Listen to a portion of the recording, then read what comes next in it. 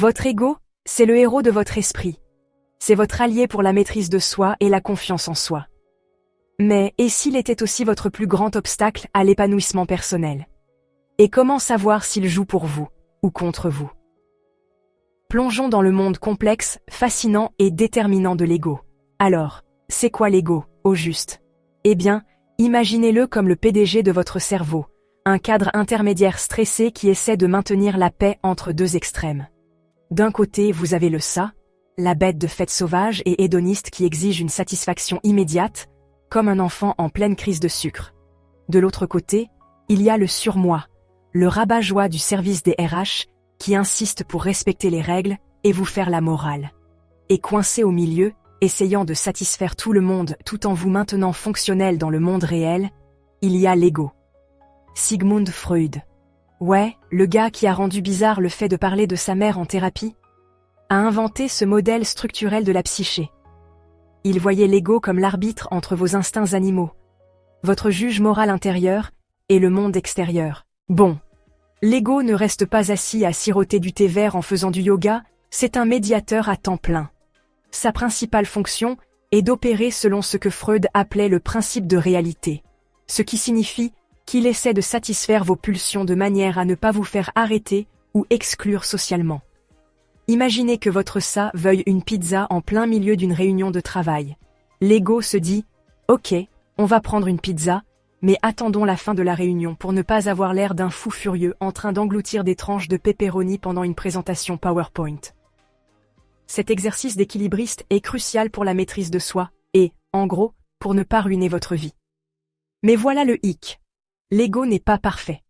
Pour que tout se passe bien, il utilise des mécanismes de défense, ces petits trucs sournois que votre cerveau utilise pour vous protéger de l'anxiété ou de la surcharge émotionnelle. Vous avez déjà blâmé quelqu'un d'autre pour une erreur que vous avez commise? C'est de la projection. Oubliez une expérience traumatisante? Un cas classique de refoulement. Ces stratégies inconscientes peuvent vous sauver la vie quand les choses se corsent, mais si elles sont utilisées à l'excès, elles peuvent sérieusement nuire à vos relations et à votre conscience de soi. Freud n'était pas le seul à être obsédé par l'ego. Carl Jung, son frenemy philosophique, considérait l'ego comme le centre de la conscience, la partie de vous qui gère la réalité. Ensuite, il y a eu les humanistes, comme Carl Rogers et Abraham Maslow, qui ont donné à l'ego une image un peu moins celle d'un diplomate stressé et plus celle d'un coach de développement personnel. Pour eux, un ego sain consistait à construire une image de soi forte et authentique, comme passer du statut de stagiaire nerveux à celui de PDG confiant de sa propre vie. Mais qu'est-ce qu'un ego sain, exactement? Tout est question d'équilibre. Un ego sain vous donne confiance en vous sans vous transformer en cauchemar narcissique, et de l'humilité sans faire de vous un paillasson plein de doutes.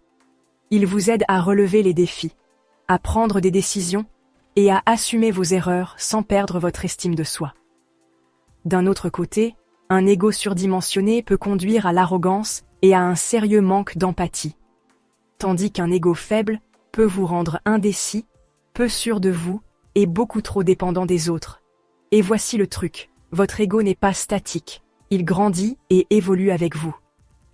Le psychologue Erik Erikson, essayez de dire ce nom 3 fois de suite rapidement, a décrit comment l'ego change à différentes étapes de la vie, de l'apprentissage de la confiance envers les autres quand on est bébé, jusqu'à la découverte de soi pendant l'adolescence et ses tourments.